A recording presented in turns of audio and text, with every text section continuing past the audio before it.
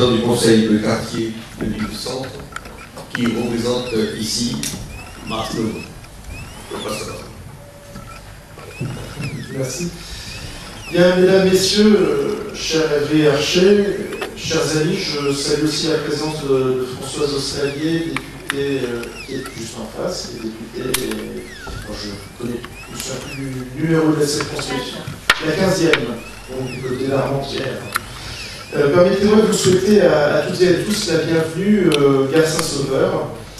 Je suis à vos côtés ce soir, comme l'a dit Évry, au nom de notre maire, Martine Aubry, qui m'a chargé de vous faire part de ses regrets de ne pouvoir être des vôtres pour commémorer ce tragique anniversaire du tremblement de terre en Haïti survenu le 12 janvier 2010.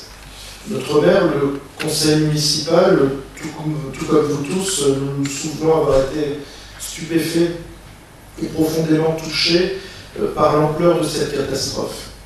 En évoquant cette date, c'est tout d'abord à ceux qui ont perdu des proches, des amis, des collègues, des concitoyens, et souvent sur place le fruit du labeur d'une vie, à qui je pense. C'est avec émotion que nous avons pensé à eux ces deux dernières années, et auxquelles nous pensons tout particulièrement ce soir. Mais cet anniversaire, c'est aussi l'occasion d'évoquer une formidable mobilisation, un élan de solidarité emmené par l'association du docteur Hervé Archer, président de la communauté haïtienne. La municipalité a travaillé aux côtés de la Fondation de l'île, qui alors a fait preuve d'une formidable réactivité en lien avec les ONG de la région.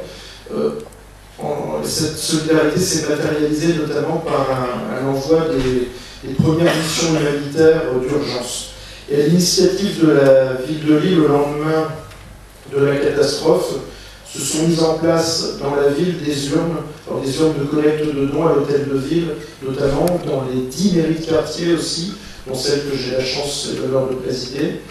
Une affiche d'appel aux dons diffusée sur les panneaux d'affichage de la ville, mais aussi dans les écoles, les lieux culturels et publics, la Gare Saint-Sauveur notamment, et les réseaux associatifs. Une bâche aussi installée sur la façade principale de l'hôtel de ville et un appel aux dons en première page du site internet de la mairie et de l'ILMAG. Et enfin, bien sûr, la mobilisation des bénévoles de Lille, ville de la solidarité, pour aider à la diffusion des flyers de la Fondation. Alors, ce ne sont que quelques exemples, car la ville a accompagné de nombreuses autres initiatives, telles que soirées et concerts de soutien ou encore la mise à disposition de moyens logistiques. Alors, je ne vais pas recenser ici les initiatives lancées spontanément, mais elles ont été très nombreuses par les associations et les citoyens de notre ville. Bien qu'il reste énormément de choses à faire en Haïti pour gommer les stigmates de ce violent séisme, le bilan des actions soutenues par la ville est plutôt positif. Je crois qu'une fois de plus, les Lilloises et les Lillois ont su démontrer leur sens de la solidarité, et cette soirée prouve bien que cet esprit perdure pour nos amis d'Haïti. J'ajouterai que le choix de la gare Saint-Sauveur est à cet égard tout à fait symbolique. Ce fut un lieu de souffrance, on l'oublie souvent, puisque ce fut le point de départ de la déportation des Juifs et des Tziganes de la région durant la Seconde Guerre mondiale, et c'est devenu aussi maintenant un formidable lieu de mixité sociale et de mixité culturelle. Donc loin d'être un sanctuaire, c'est un formidable espace à la fois pour se souvenir et surtout pour agir. Cette soirée en est l'illustration et je vous félicite pour toutes vos actions. Je vous remercie.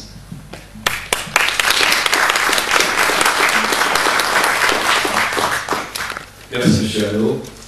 Je profite de l'occasion pour renouveler mes remerciements à Mme Martine Aubry et à toute la municipalité de Lille qui nous a en effet beaucoup aidé depuis 2 ans. Je remercie aussi Mme Françoise Australier, députée, de sa présence ici ce soir. Je remercie aussi la Fédération française du bâtiment de la région Nord-Pas-de-Calais, représentée ici par M. Benoît Loison, qui en était encore le président l'année dernière. Je remercie le Lions Club international, représenté par son président de zone, M. Patrick Sceaux. Je remercie aussi le Lions Club d'Armentières, représenté par son président, M. Philippe Descamps. Je suis très heureux, franchement, d'être aussi bien accompagné pour une soirée qui se veut une soirée culturelle et de mémoire. Ils sont disponibles. On a ensuite également une insécurité foncière, puisque souvent les paysans n'ont pas tout simplement, même pas le moyen de se payer un géomètre pour faire arpenter leurs terres, et ni même de payer les frais de notaire pour obtenir un acte de propriété. Et en plus, il existe beaucoup de formes de métayage, de location de terre, ce qui ne simplifie pas les choses. Et donc les paysans n'investissent pas, ils font des plantations annuelles plutôt que des plantations de rapport, comme du cacao ou du café qui demandent un investissement sur le plus long terme.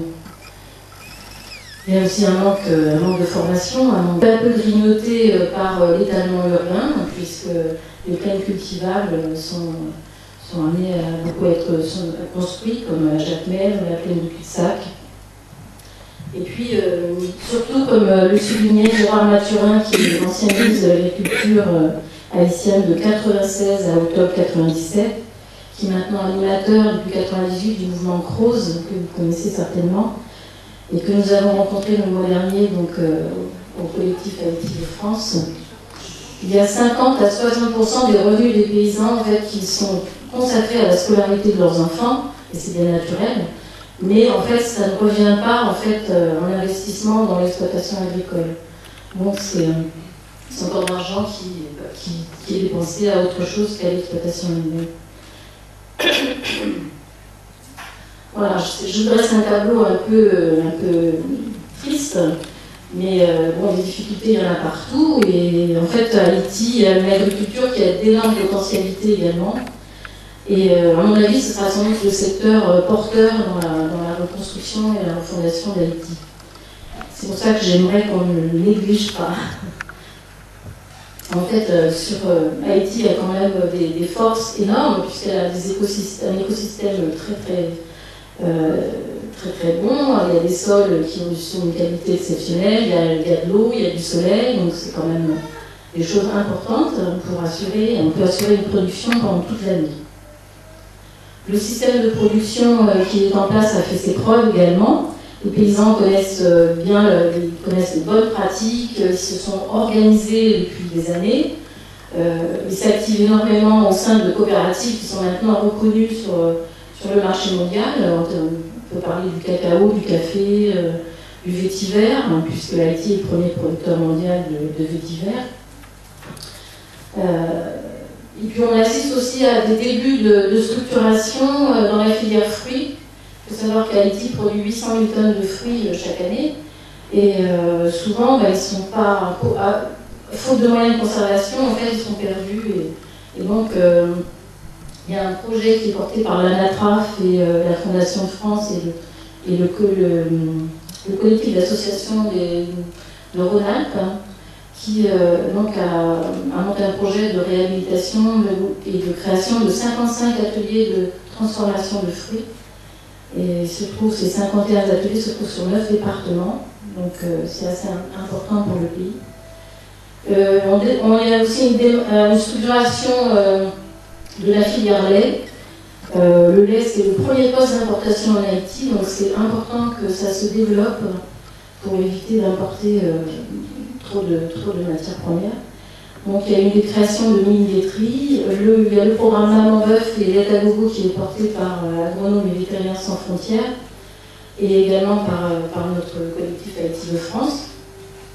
Donc ça permet de trouver des investisseurs qui louent des vaches à des éleveurs et ça permet au bout de 4 ans, ils sont propriétaires de deux animaux, donc ça permet de recapitaliser et de redémarrer. Ce programme a aussi permis de légaliser 1000 hectares de terre, donc c'est assez important. Et normalement, fin 2011, on devait en être à la création de 22 laiteries sur le territoire. Il y a d'autres projets intéressants aussi dans le domaine de la pêche. La Fondation Verte, qui est présidée par Michel Simon, et qui a aidé les villages de pêcheurs à se redynamiser et à recréer de la pêche et donc des revenus supplémentaires pour de nombreuses familles. Ensuite, il y a eu des projets aussi mis en œuvre par la DINEPA, pour l'assainissement des eaux et la fourniture d'eau potable, et l'aménagement des bassins versants qui a été décidé par la CIRH. Donc voilà, en résumé, il y a quand même des projets qui marchent, il y a un gros potentiel, il y a des paysans qui sont formés, qui sont excellents, qui ont des bonnes pratiques. Donc voilà, tous ces projets vont concourir à terme à l'amélioration du secteur agricole, à l'amélioration de la production. Et bien sûr, ça ne va pas se faire en une année, hein, ça, il faut bien le savoir.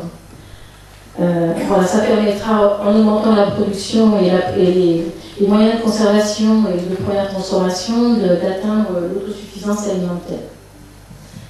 Alors nous, on peut se demander qu'est-ce qu'on peut faire.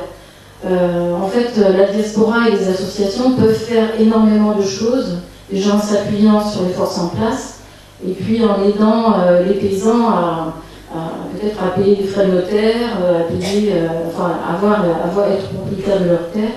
Et puis aussi, on peut les aider à obtenir des moyens de conservation et peut-être aussi investir dans les moyens de commercialisation et peut-être des petites industries agroalimentaires. Donc il ne faut pas croire qu'au niveau de la diaspora ou des associations, on n'a rien à faire dans le domaine agricole. Au contraire, on a beaucoup à faire, on peut aider vraiment. Donc voilà, je tenais à le dire. Voilà, cependant, pour atteindre vraiment la sécurité alimentaire, il faut vraiment qu'il y ait une volonté politique d'intégrer tous les citoyens haïtiens, et en particulier les paysans, parce qu'aucun pays ne se développe si son agriculture ne se développe pas au préalable. Ça ne s'est jamais vu.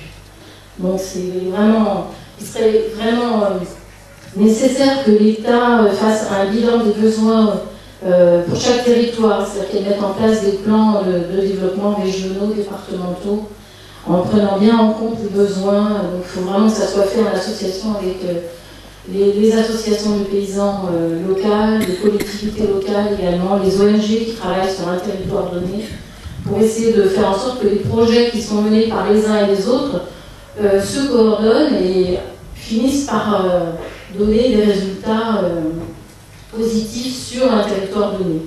Donc ça, ce serait vraiment important, mais il faut aussi que la société civile soit à ce niveau-là une force de proposition et qu'elle devienne aussi une force au cours. Donc ce serait vraiment très bien. Et ensuite, il est quand même essentiel que, comme tous les pays du monde, l'État haïtien protège son agriculture et soutienne ses paysans. Alors on pourrait imaginer des solutions peut-être qui vous paraîtront simplistes, mais qui me semblent possibles. Ce serait peut-être de relever d'un petit point les droits de douane, ce qui permettrait quand même d'avoir des prix accessibles pour la population urbaine, la population haïtienne, et puis d'utiliser cet argent qui revient au pays pour investir dans l'agriculture, la formation, la protection de l'environnement, l'achat de semences, d'outils, voilà, tout ce qui est utile, les unités de conservation également. Donc voilà, en conclusion, je dirais qu'il faut avant tout avoir une vision globale du développement du pays qui intègre tous les secteurs, parce qu'on ne peut pas développer son agriculture sans développer le reste. Donc ça demande du temps, parce qu'il faut développer l'enseignement, il faut aussi qu'il y ait de l'énergie, il faut s'occuper de l'eau, il faut de la formation, des transports. Voilà, il faut développer en même temps tous les secteurs, le tourisme et la pêche. Mais je pense qu'il y a plein de projets actuellement qui sont en cours en Haïti et qui vont finir par se coordonner, se rejoindre et arriver à faire vraiment quelque chose de bien. Et voilà, je pense que il faut aussi mobiliser tout le potentiel humain haïtien parce que c'est vraiment une très très grande richesse du pays pour qu'il devienne une force de proposition et d'action sur le développement local et obtenir ainsi la souveraineté nationale auquel il a droit.